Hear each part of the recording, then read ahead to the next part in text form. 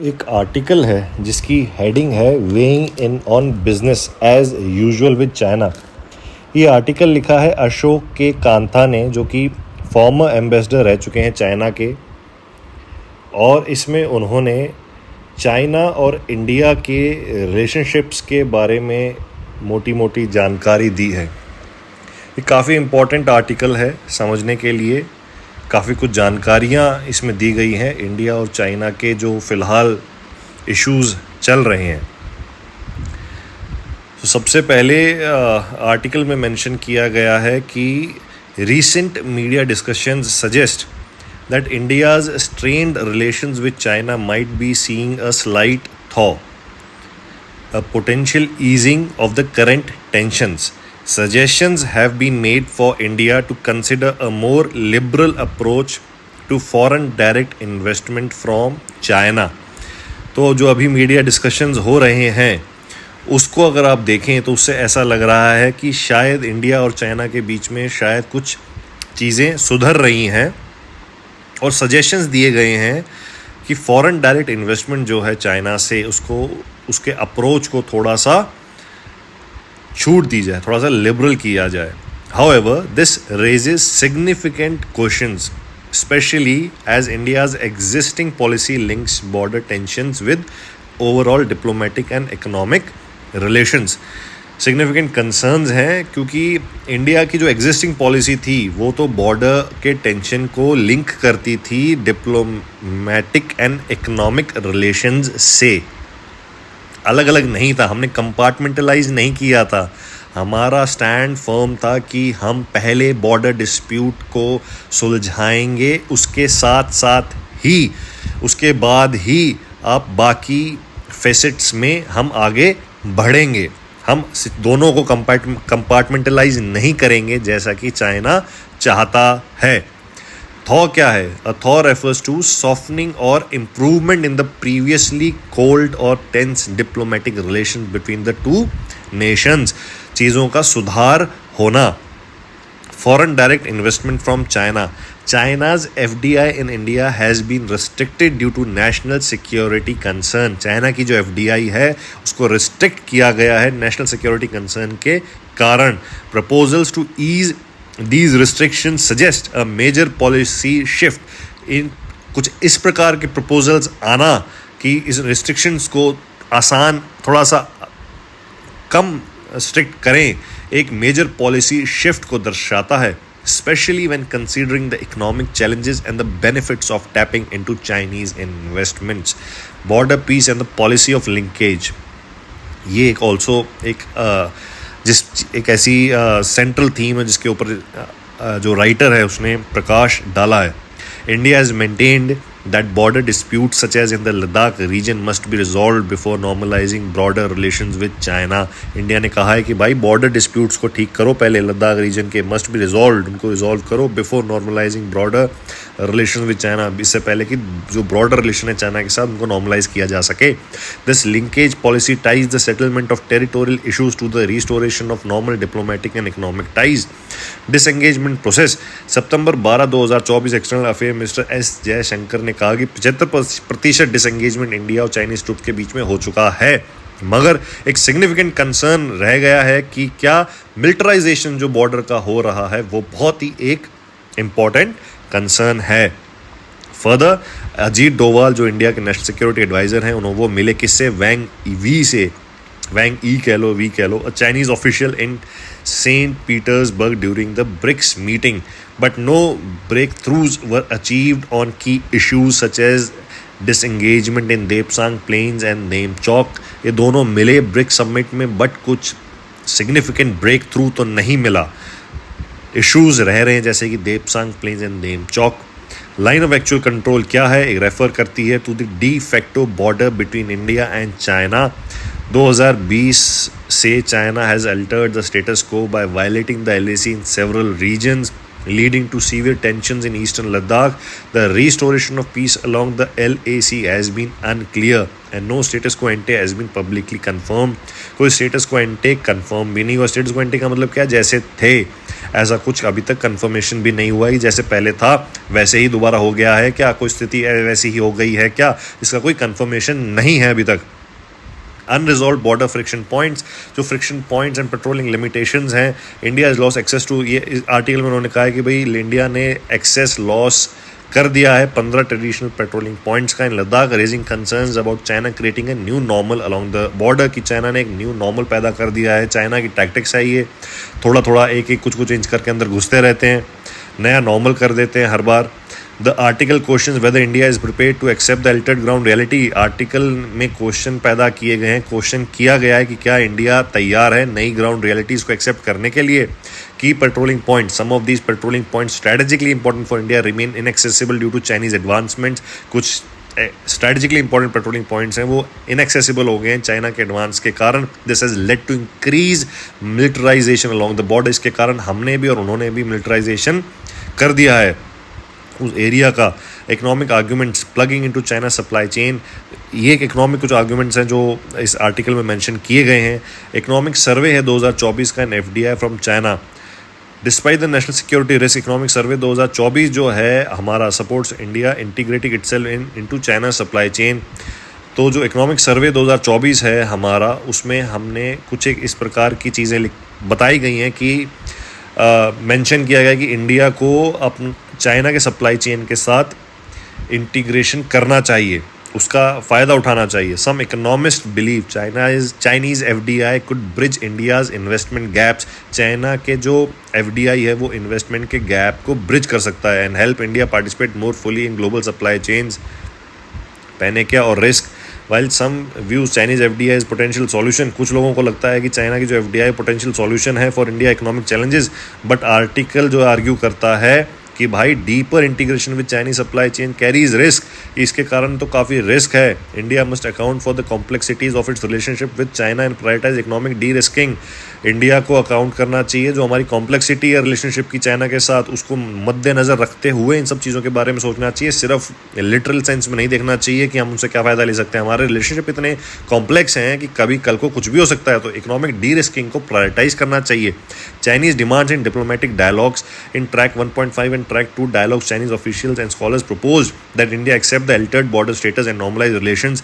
China ने propose किया कि जो इंडिया को एक्सेप्ट करना चाहिए अल्टर्ड बॉर्डर स्टेटस को और नॉर्मलाइज करना चाहिए रिलेशन को. चाइना की डिमांड क्या है, एक लेवल प्लेइंग फील्ड दे चाइना को, वीज़ा को फैसिलिटेट करे, चाइना के जर्नलिस्ट को ऑपरेट करने दे इंडिया में. इंडिया का रिस्पॉन्स क्या है, India countered by emphasizing that these demands do not address the core issues.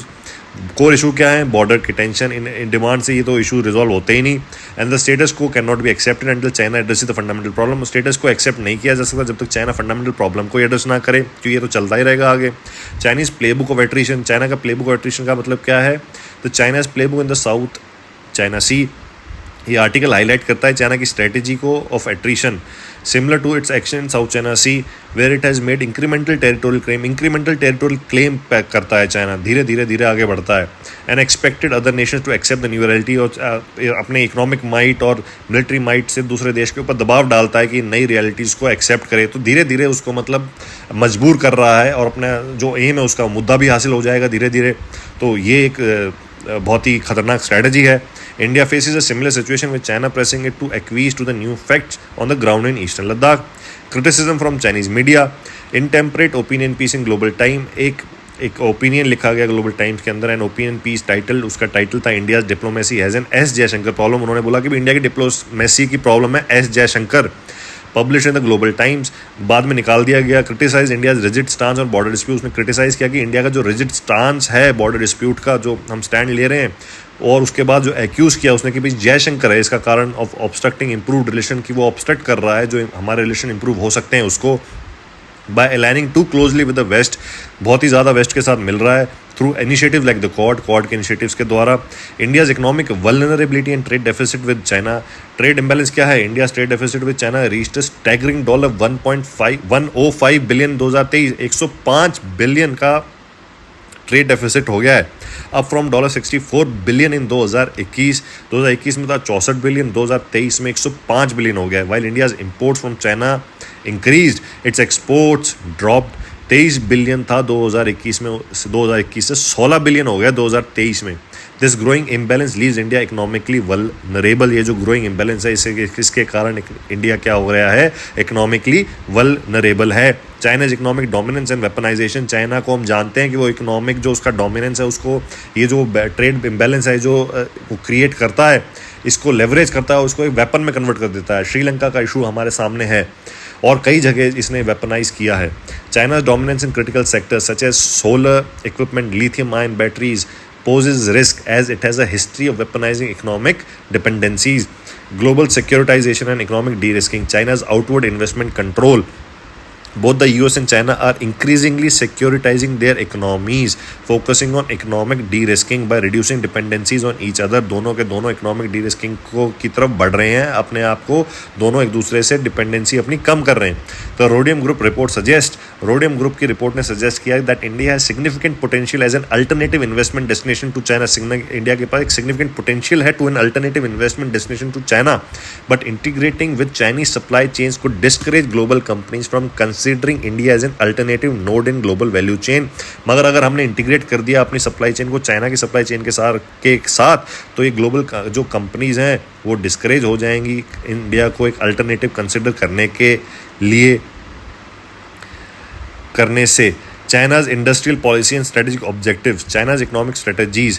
Third plenum of the Communist Party of China in July 2024 reinforced the role of the state in the economy.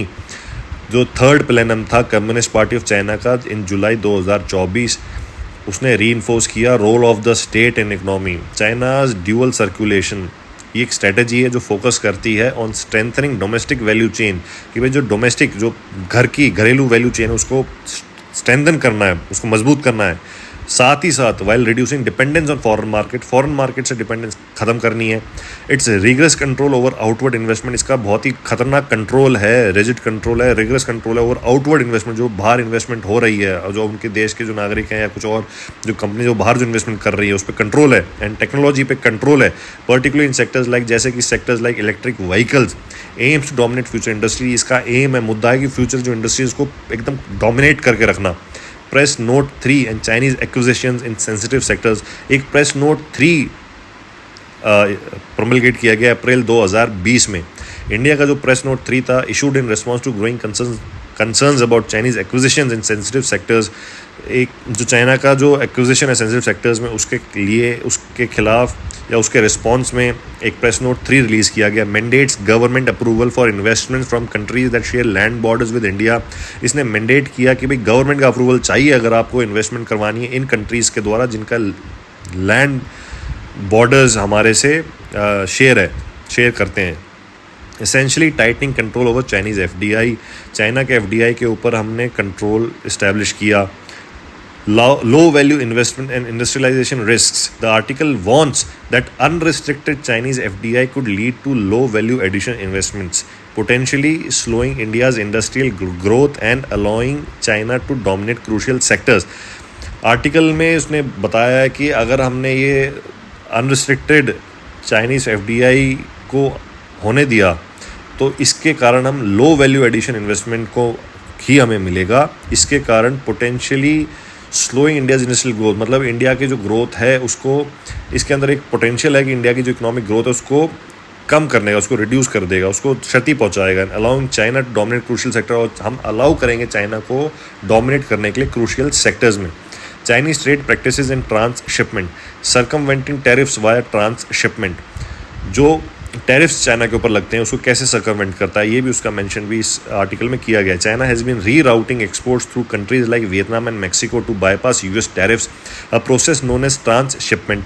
This allows China to maintain export levels despite tariff barriers, however this loop is gradually being closed. इसका conclusion क्या है इस article का? The article concludes by emphasising the complexity of India China relations. India must trade carefully in its economic engagement with China, balancing security concerns and economic vulnerabilities. While complete decoupling from China is unrealistic, India must adopt a differentiated approach to safeguard its strategic interests. इसका कुल मिला के मोटा मोटा उन्होंने ये बताने की कोशिश करी है कि भाई ठीक है, इकोनॉमिक रिक्वायरमेंट है, आप डिपेंडेंट हैं, आप बिल्कुल डीकपल नहीं कर सकते, आप बिल्कुल साइड हटके नहीं बैठ जाएंगे, ग्लोबल मार्केट है। मगर आप ये तो ध्यान रखें कि आपकी इंडिया और चाइना का जो रिलेशनशिप है कितना कॉम्प्लेक्स है, आप बिल्कुल डिपेंडेंट नहीं हो सकते, आप बिल्कुल एफडीए अनरिस्ट्रिक्टेड फ्लो नहीं करने दे सकते, आपको अपना सप्लाई चेन बिल्कुल ही उस पर डिपेंडेंट नहीं कर सकते, आप एक अल्टरनेटिव हैं। और जो चाइना इंडिया और जो ग्लोबल जो यूएस वाला जो ये एंगल है, इसमें इंडिया का एक मेजर रोल है। अगर आप डिपेंडेंट खुद ही हो गए चाइना के ऊपर, तो पहली बात तो आप खुद के लिए भी रिस्क हैं, और आप दूसरे देश के लिए एक अपॉर्चुनिटी जो उनके पास बनती है उसके लिए भी आप उसको भी आप कवर अप कर रहे हैं, वो भी आप खो रहे हैं। अगर आप चाइना का अल्टरनेटिव मार्केट बनने का आपके अंदर एक मादा है, अगर आपने अपने आप को डिपेंडेंट कर दिया चाइना के ऊपर कम्प्लीटली, तो जो दूसरी ग्लोबल कंपनीज हैं वो कैसे आपके पास आएंगी। तो इन सारे मुद्दों को नज़र रखते हुए आपको आगे अपनी पॉलिसीज़ बनानी है, और आपको अपने नेशनल इंटरेस्ट को, सिक्योरिटी कंसर्न्स को ध्यान में रखते हुए ही आगे आपकी इकोनॉमिक पॉलिसी को बैलेंस करते हुए आगे बढ़ना है। आज के लिए अभी इस आर्टिकल में इतना ही। Thank you and happy learning.